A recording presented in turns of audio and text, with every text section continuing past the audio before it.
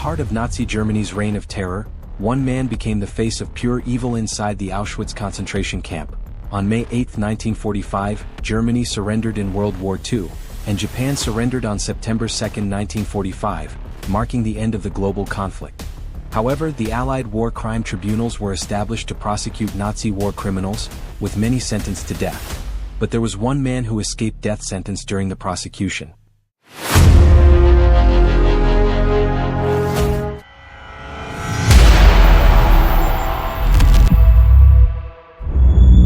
Josef Mengele, born on March 16, 1911, in the Bavarian city of Günzburg, Germany. He was the eldest son of Karl Mengele, a prosperous manufacturer of farming equipment. Mengele studied medicine and physical anthropology at several universities. In 1935, he earned a PhD in physical anthropology from the University of Munich. In 1936, he passed the state medical exams. In 1937, Mengele began working at the Institute for Hereditary Biology and Racial Hygiene in Frankfurt, Germany, as an assistant to the director, Dr. Ottmar von Verschuer. Verschuer was a leading geneticist known for his research on twins. Under Verschuer's direction, Mengele completed an additional doctorate in 1938. On May 30, 1943, Mengele was assigned to Auschwitz-Birkenau, the largest camp at Auschwitz.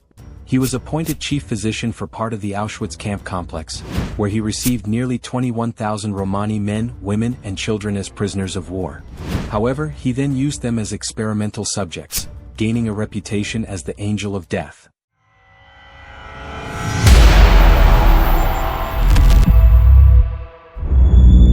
Serving on the Eastern Front and embracing Nazi ideology. In June 1940, Mengele was drafted into the German army. A month later, he volunteered for the medical service of the Waffen-SS.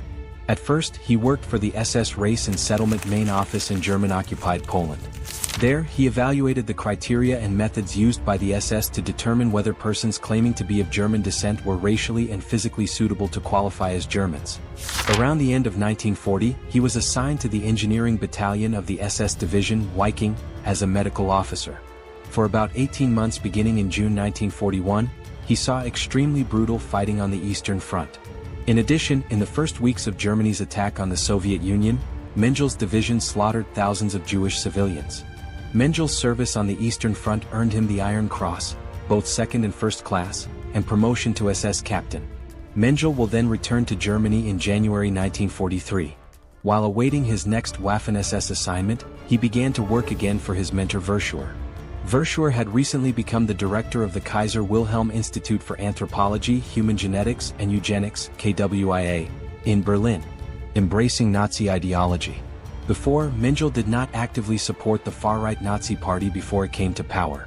However, in 1931 he joined the Stahlhelm, the paramilitary of a different right-wing party called the German National People's Party. Mengele became a member of the SA, a Nazi party paramilitary, when it absorbed the Stahlhelm in 1933. He ceased actively participating in the SA in 1934. During his university studies, Mengele embraced racial science, the false theory of biological racism. He believed that Germans were biologically different from and superior to members of all other races. This theory was a fundamental tenet of Nazi ideology. The Nazi German regime used racial science to justify the forced sterilization of persons with certain physical or mental diseases or physical deformities. The Nuremberg race laws, which outlawed marriage between Germans and Jewish, Black, or Romani peoples, were also based upon racial science. In 1938, Mengele joined the Nazi Party and the SS. In his work as a scientist, he sought to support the Nazi goal of maintaining and increasing the supposed superiority of the German race. Mengele's employer and mentor, Verschuer, also embraced biological racism. In addition to conducting research, Verschuer and his staff, including Mengele, provided expert opinions to Nazi authorities who had to determine whether persons qualified as German under the Nuremberg laws. Mengele and his colleagues also evaluated Germans whose physical or mental condition might qualify them to be forcibly sterilized or barred from marriage under German law.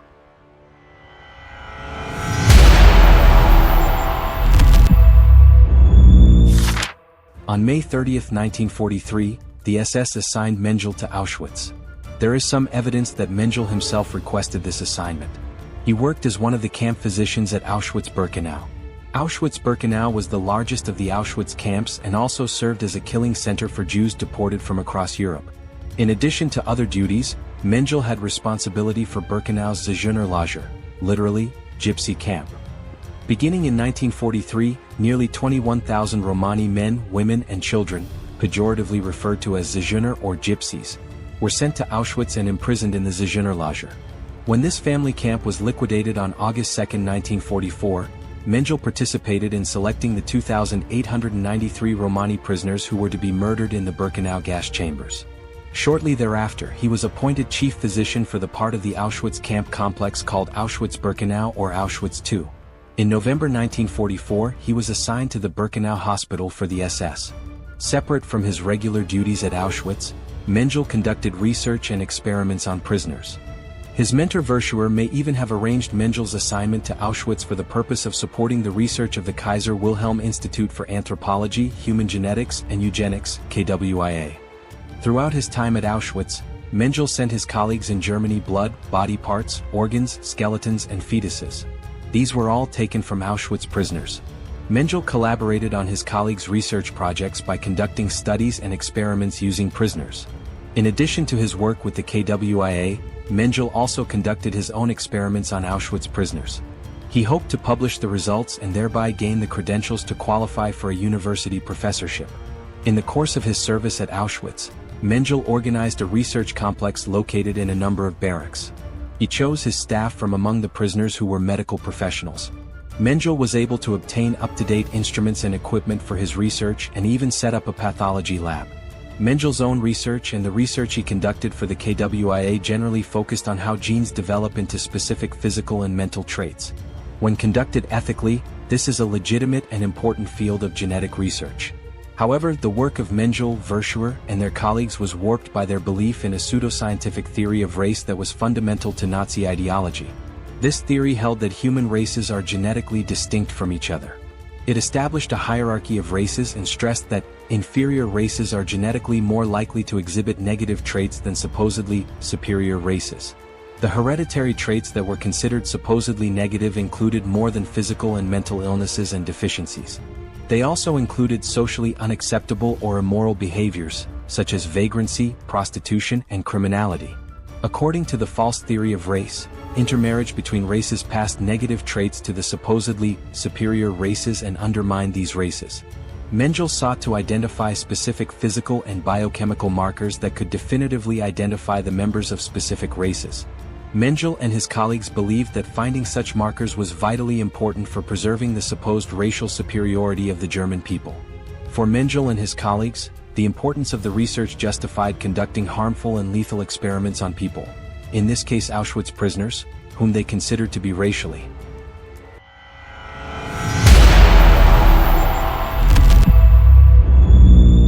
In the 1930s, twins were a major focus of human genetic research. Before World War II, Verschuer and other biomedical researchers used twins to study the hereditary basis of diseases.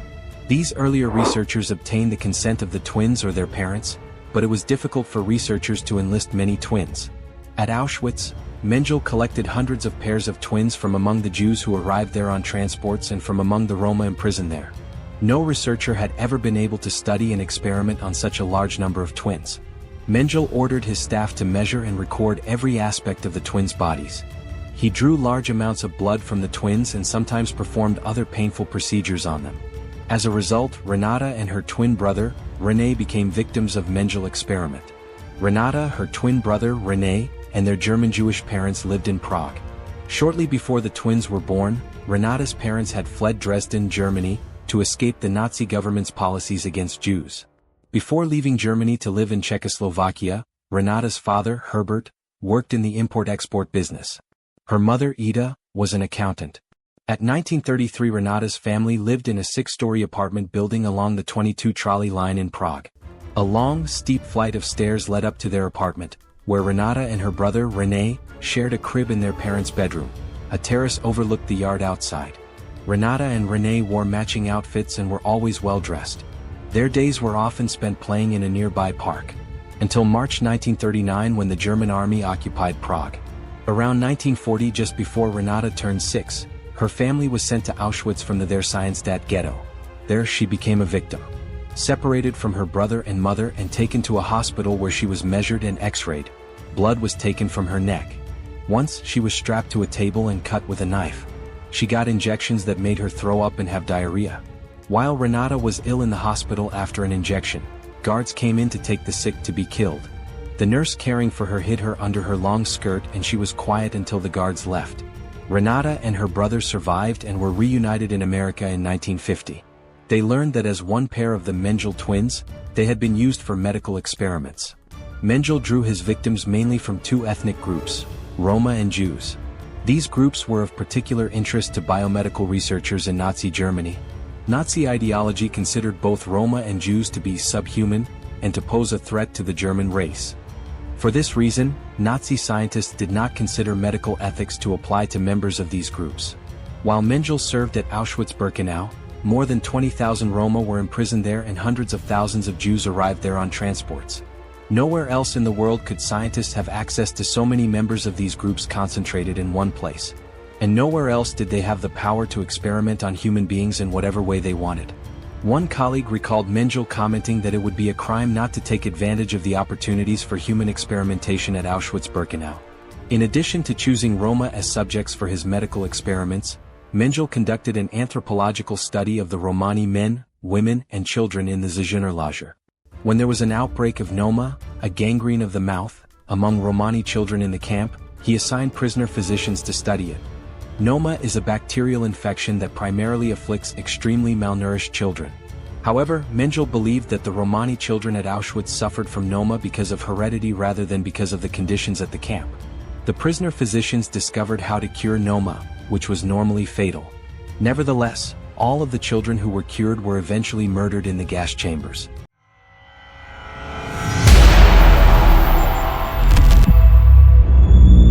When Auschwitz was liberated in 1945, Josef Mengele did not face trial like many other Nazi officials.